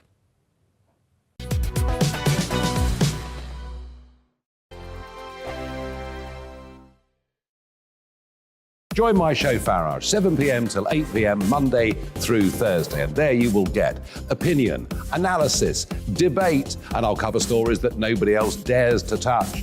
You've been cancelled. Join the club. Oh, my goodness me. And then for the last 15 minutes, talking pints. We're over a drink. We have a civilised conversation with someone. We very often disagree, but we do it in a grown-up way. Come and join me on Farage.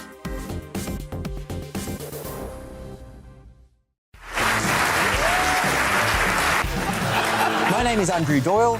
Join me every Sunday evening at 7 p.m. for Free Speech Nation. This is a show where we address current affairs and news stories of the week with the help of two wonderful comedian panellists. I brought in comics because I want to give it a lighter edge, and also they work for less. See you there.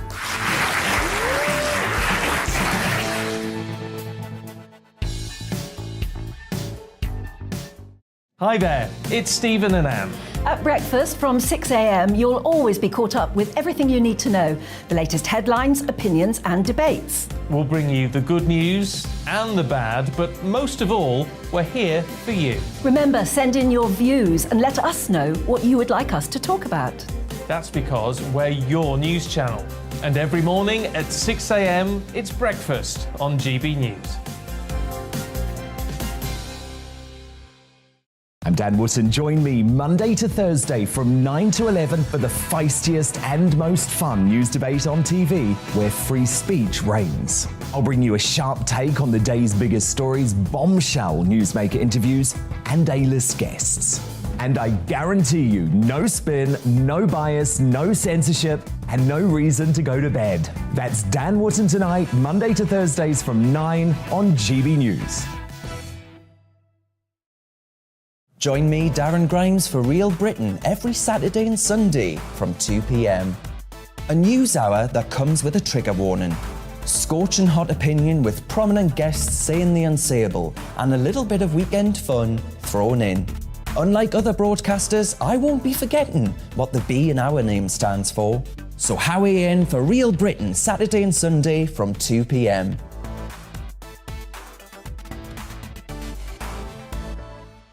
Hello, I'm Michelle Dewberry and you can join me every weekday 6 till 7 on Jubes and Kerr. Me and my panel will get stuck right into the day's events, and I can tell you, in fact, I can warn you, expect some robust debates, some strong opinions and perspectives from both sides of the fence. It's about you at home as well. I love to read out all of your comments, or at least as many as I can. So join me, Michelle Dewberry, Monday to Friday, 6 till 7 on Jubes and Kerr.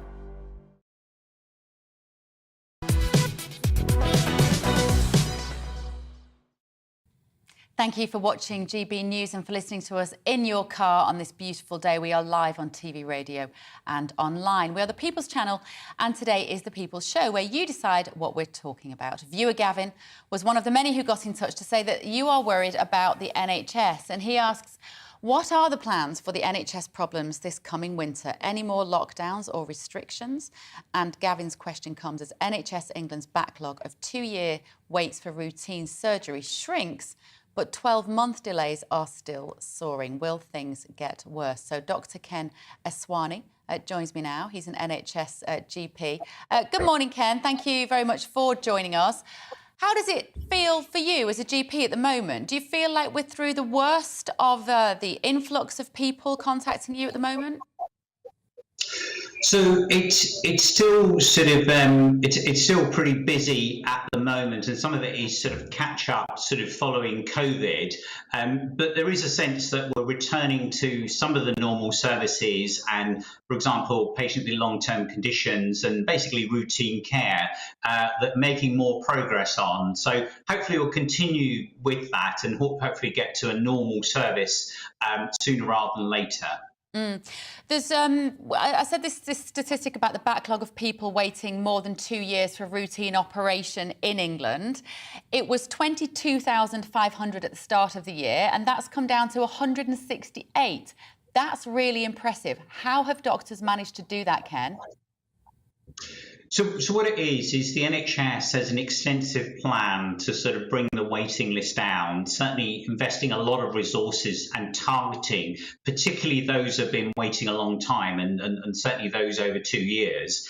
And it's just by sort of targeting that, putting on extra services, putting on extra diagnostics to make sure that certainly these patients with very long waiting times are sorted out. And clearly the plan will be, once we've sort of minimised those waiting over 2 years, then to sort of make sure that minimal patients are waiting over 18 months and sort of so on, and just try and bring the waiting list down to a reasonable level. It is taking time and a lot of effort, but that is going around, that is definitely happening in the background. So a lot of effort by everyone concerned. We've still got a record 6.6 million people waiting for hospital treatment, which is more than we've ever had on the NHS. I tell you what I think is also happening is that I think there are a lot of people who are now just giving up on the chance that the NHS might be able to fix their ailment, and they are seeking out private doctors and private services. Do you think that's happening in the numbers that we... I think that's happening, Ken, sorry, in numbers that I think we're not aware of. Do you have any insight on that? Yeah, so I mean, I think that, you know, if you're on a hospital waiting list, you're going to be on a hospital waiting list for a reason, and it could be that you're getting extreme pain with your hip and it needs replacing, and every day is a challenge, and therefore, you know, I mean, you know, as soon as one can have the operation, the better it is. Certainly post-COVID, the waiting lists have built up, and a lot of effort is made to bring them down. Now, I can certainly understand from an individual point of view to say, look, I can't wait 18 months or sort of 2 years, and I might seek alternative mechanisms. It's open for some people, but not everyone else. And, you know, don't want to make that sort of too difficult for individuals. But clearly, a number of people will seek private treatment where they are able to do that. And actually, we can understand that from an individual point of view. But for the majority, I think the NHS still has to catch up. And the sooner he's able to catch up, the better.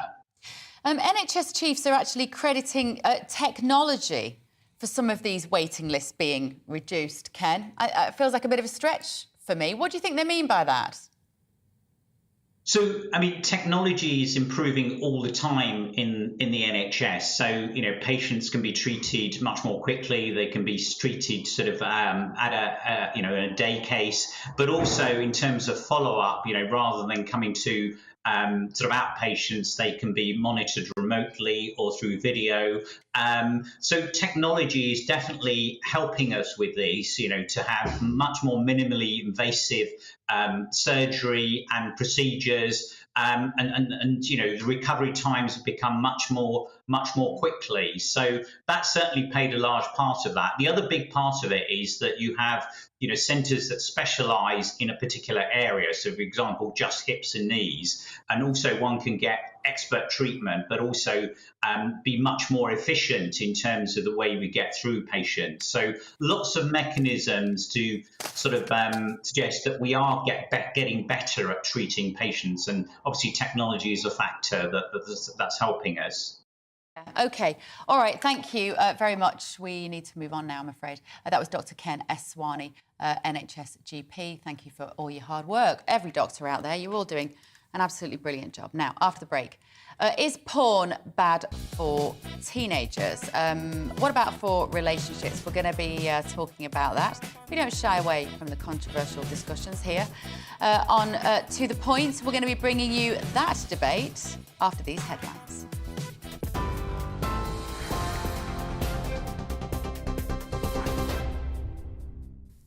It's 11:30. I'm Rosie Wright, keeping you up to date on GB News.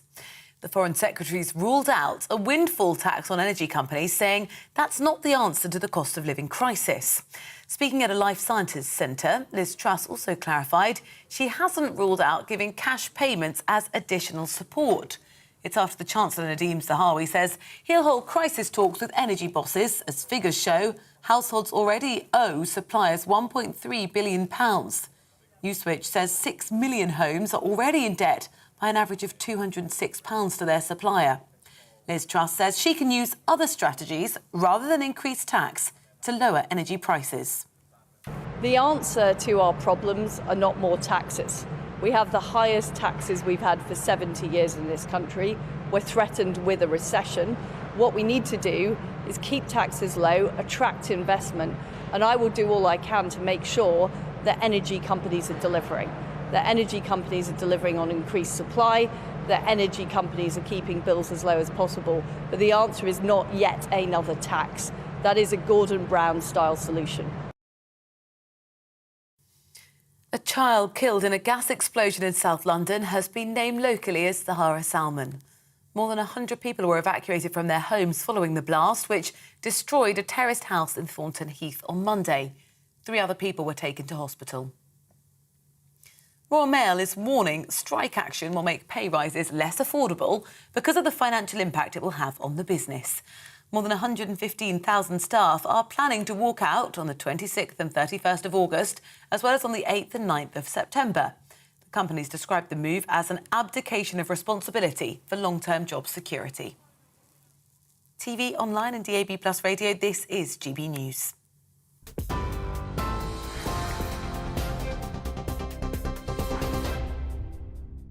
Direct Bullion sponsors the Finance Report on GB News for gold and silver investment.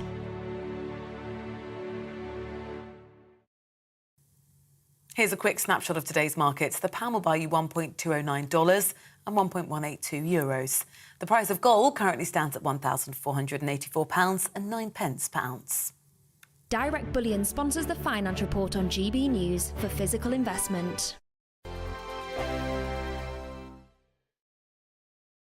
Join my show Farage, 7 p.m. till 8 p.m. Monday through Thursday. And there you will get opinion, analysis, debate, and I'll cover stories that nobody else dares to touch.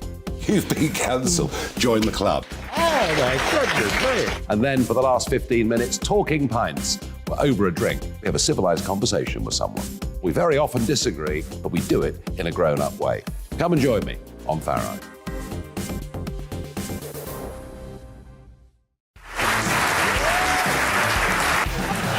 My name is Andrew Doyle. Join me every Sunday evening at 7 p.m. for Free Speech Nation.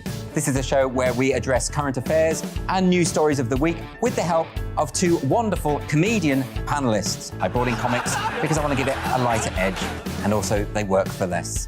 See you there.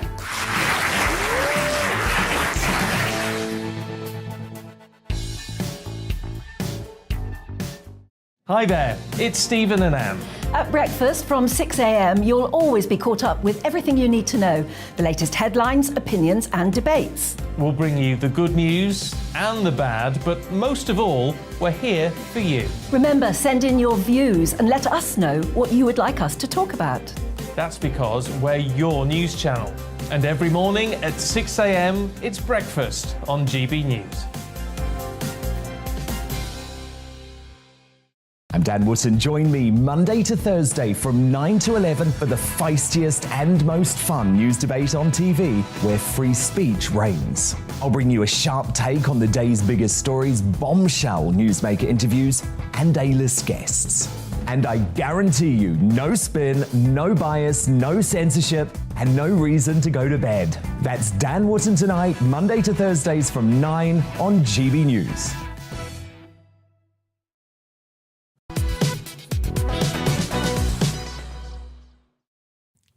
Good morning. You are listening to and watching Bev Turner here on GB News. We are live on your TV, on your radio and online. It is the show that you have curated. We're tackling the questions which are important to you and hopefully shedding a bit of light on the things that you want to understand. Now, I'm very excited about this. We're going back to Ellie Costello. Ellie is at Marwell Zoo in Winchester. And we saw you just a moment ago, Ellie, with the otters. Where are you now? What have you seen? I'm ever so jealous you're out there. It looks fabulous. Oh, Bev, it's been a fantastic morning. The sun is beating down, not a cloud in the sky here in Winchester. Already 25 degrees, expected to be 30 later on today, and we're going to see temperatures of up to 35 degrees before Sunday. Now, that is hot for you and I, so how are the animals coping? Well, I've come over to the penguin enclosure now. Now, these are an animal that is certainly enjoying the sunshine. Check these guys out on the wall. They have been sat, I think you might be about, Matt, I'm waiting for him to jump in. Let's see if we can capture that if we can. But yeah, they've been really enjoying the sunshine, looking up at the sun, just having a little sunbathe there on that wall. And also lots of them have been swimming in this pool in front of us, keeping warm. Their feathers actually work as a bit of a sunblock, so they won't actually get burnt if they're sitting out on that wall, which is good to know. You can see these two here enjoying their swim, keeping cool, and there's the rest of the penguins at the back there in the shade. Oh, there he is, just hopped in. I hope you managed to capture that. that. They are very, very cute. They're an absolute crowd pleaser here. Lots of people coming to see the penguins. They're very, very popular. But we have just had a walk around the zoo. There's 141 species of animals here. And obviously the effort in the next 3 or 4 days is going to be keeping them cool. So we know that the zookeepers have been making up ice blocks of what the animals usually eat. So that might be crayfish, fish, even blood for some of the big cats. They've frozen it, put it into big blocks of ice, and then put it into their enclosures. So the animals are now eating their food out of ice, which is working well to keep them cool. It also means they can rub their bodies against it as well. I'm just seeing if this guy's going to take a jump in. I hope he does. And we've also walked past the hippos. Now they secrete a kind of red secretion. It looks like blood, but it works as a bit of a sunscreen for them, a natural sunscreen. So the hippos are well protected in this kind of heat. And we've just walked past the rhinos as well, where the staff have put water in a little mud bath for them. So the rhinos have got a mud bath in order to keep them cool as well. Well, all the enclosures here at Marwell Zoo, they have shade. They have water, so animals do get that choice of whether they like to stay in the sunshine, like these guys here, or whether they like to get in the shade. And I think this penguin is about to go for a dip now, so I'm afraid we might have missed that. Yes, the animals are staying cool and they've been very well looked after. There he goes for a dip. I hope you managed to catch that there. But the advice for humans is generally the same as animals. It is stay out of the midday sun and try and avoid that glaring heat, stay hydrated, and perhaps if you're out in that heat, treat yourself to a nice lolly. Oh, well done, Ellie. Thank you very much. I'm just looking at the Marwell Zoo website here. I think I'm going to try and take the kids next week. It looks fantastic. 5 adventure playgrounds as well, hundreds of animals. Lots to do down there. You don't need to get on an aeroplane and go anywhere, do you, when the weather's like this in the UK? We've got so many fantastic attractions, so check them all out, won't you? Now, we are heading into the last month of summer. I'm not prepared to accept that yet, but certainly not the last of the strikes that we've seen this summer. In fact, coming up this month, we've got nationwide train driver strikes, Scotland and Northern Ireland courier strikes, barristers striking, we've got nationwide transport workers strikes, Edinburgh waste recycling and cleaning workers strikes. 18th to the 30th of August, we're going to have London Underground and bus service strike. And finally, port strikes at the UK's biggest port in Felixstowe. Good Lord. So whether these are happening near you or not, they will affect many aspects of your life, from deliveries to transport to whether you can get your rubbish collected. So it's obviously got many of you upset, such as GBNews viewer Kenny, who wrote in to say, with all that the British people have endured over the last 2 years, I believe there is no justification for these strikes, and they should be resisted with all the force the government has. They are just being absolutely selfish. So I'm going to talk to Heather Scales now. Heather is the Managing Director of Heartbeat Human Resources. Hello, Heather. I'm just going to put a controversial assessment and just a suggestion here.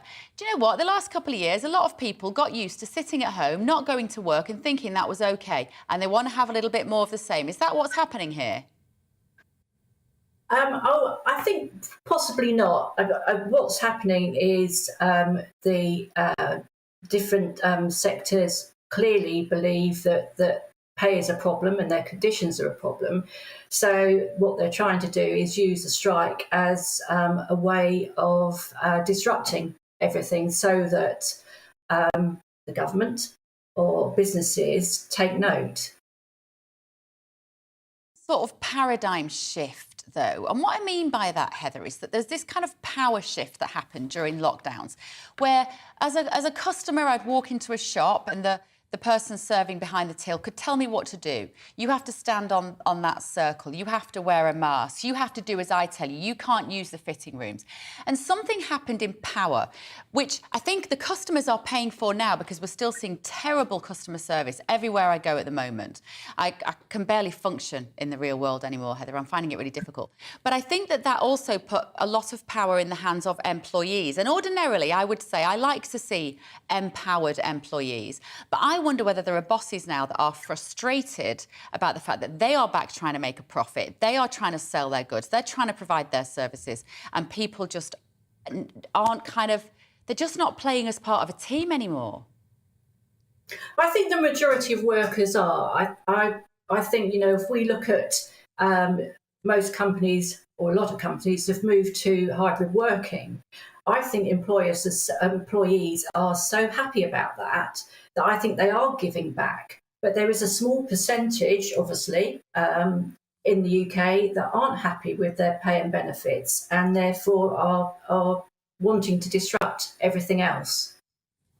And which of these industries do you think, Heather, is going to make a difference? In which of these industries are the strikes going to make a difference? I know that's a pretty difficult question to ask you. I'm slightly mean putting you on the spot like that.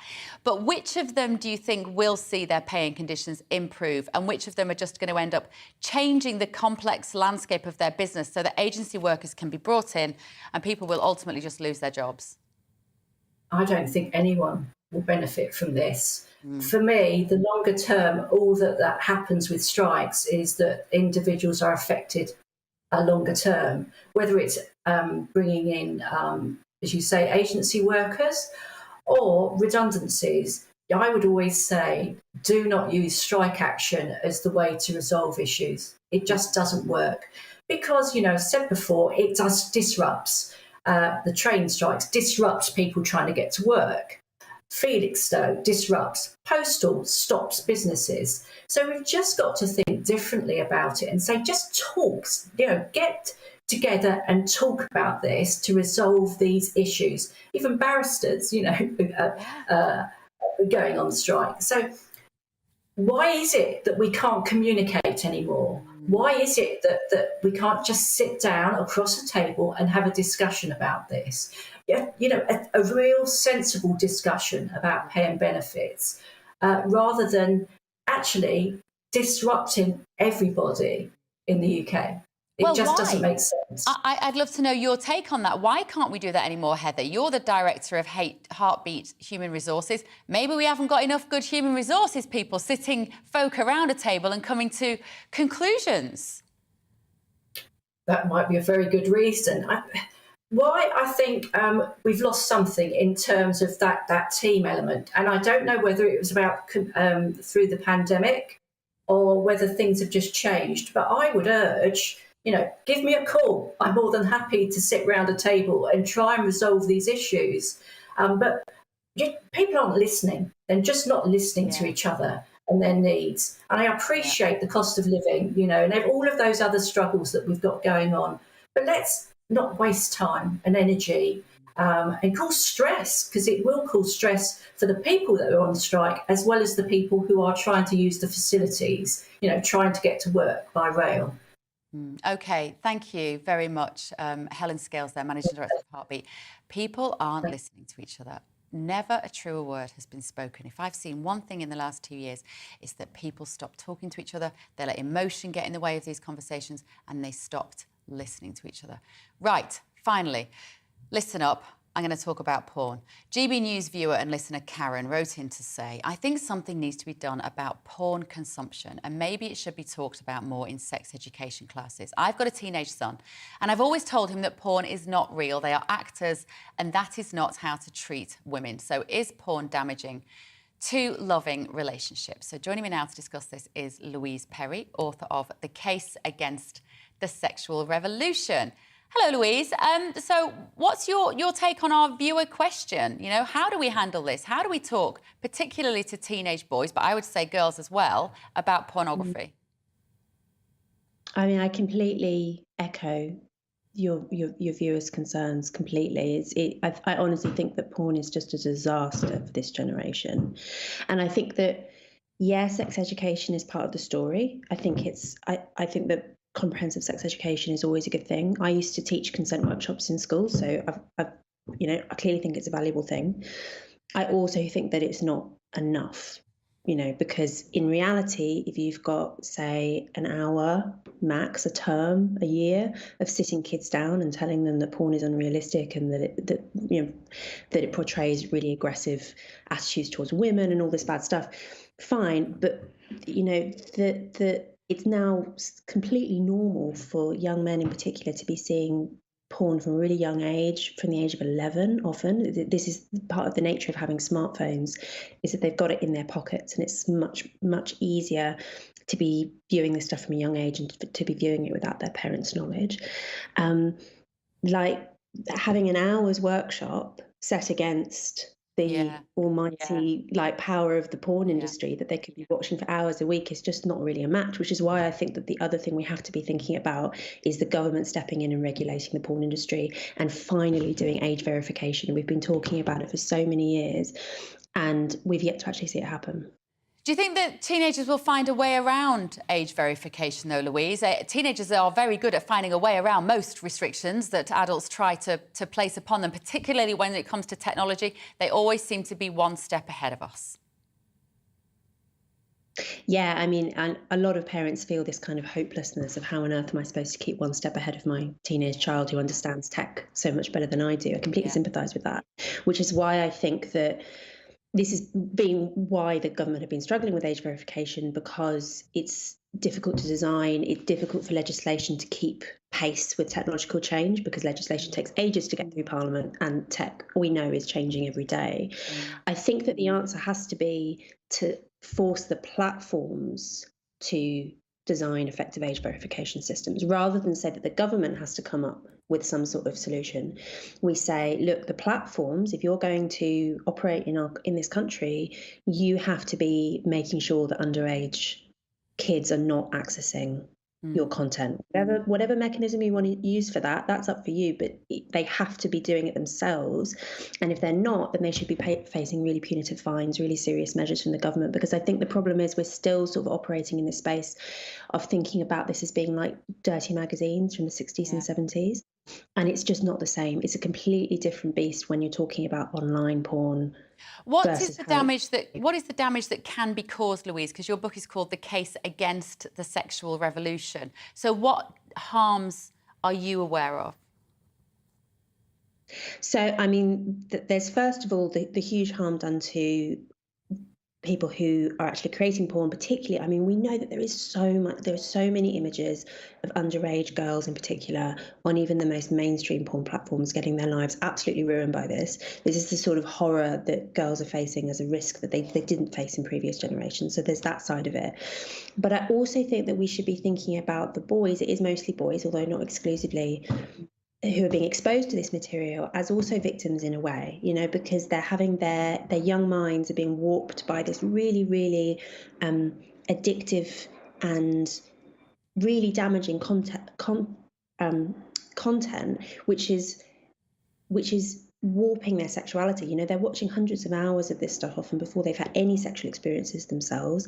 It's training their minds to think of sex as a spectator sport. It's training them to view women in often a really degrading way, to think of really aggressive kinds of sex as normal. And I mean, it's incredible the rates of erectile dysfunction, how they've skyrocketed among young men in the last 20 years. It used to be really rare among young men. It's now, you know, some figures are finding as many as 1 in 5 young men are now struggling to maintain an erection, which is crazy. And is clearly linked to the fact that we've now got young men being raised on this super non-realistic kinds of sexual stimulation, which obviously doesn't map onto the real world. And then when you're trying to have a relationship with a real person, like the distinction. And the reality, absolutely. Louise, you're brilliant. Can you come into the studio and talk to me about this at more length one day, please? Because I think it's so lovely to hear, and it's such an important topic to discuss, because as parents as well, if you leave it too late, by the time they're teenagers, you try to talk to them about it, they're like, oh, shut up, Mum, you're so embarrassing, fingers in their ears. You've got to start these conversations when they are actually quite young, not necessarily talking about pornography, but talking about if you see something online that upsets you, please come and talk to me about it, so you can put it in some sort of context for them. I'm going to get your book as well. Louise Perry there, author of The Case Against the Sexual Revolution. Now, quickly, we've got a couple of minutes. Earlier we talked about the ailing beluga whale stuck in Paris's River Seine. I'm so sad. I wanted to end the show on a high note. It's died. Sadly, the whale has died. Rescue viewers overnight guided the whale into a net, and a crane lifted it from the river. It had an operation which lasted 6 hours. It was transported in a refrigerated truck to a channel port. But during the road journey, the already weak beluga whale suffered respiratory failure and it had to be euthanized by the vets. Oh, I'm sorry, I wanted to bring you a happy story. We're going to just quickly try and lift it up just at the last minute of the programme. Thank you to Ray from Birmingham for cheering us up. Ray, you sent in a photo of your dog relaxing with some toys in the cool. There he is. I don't think you've told us what the dog is called. It's a little Jack Russell, I think that's what that is. Not that I have very good dog knowledge. You're lucky, Ray, that it's a dog that I can probably recognise. But keeping it cool in a damp blanket. This is because we were talking to Ellie earlier, who was down at Marwell Zoo, about how the zookeepers there are keeping their animals cool. And Gary sent in something similar of his dogs taking some respite from the sun in front of huge fan indoors. I don't know what they are. They look like some sort of big...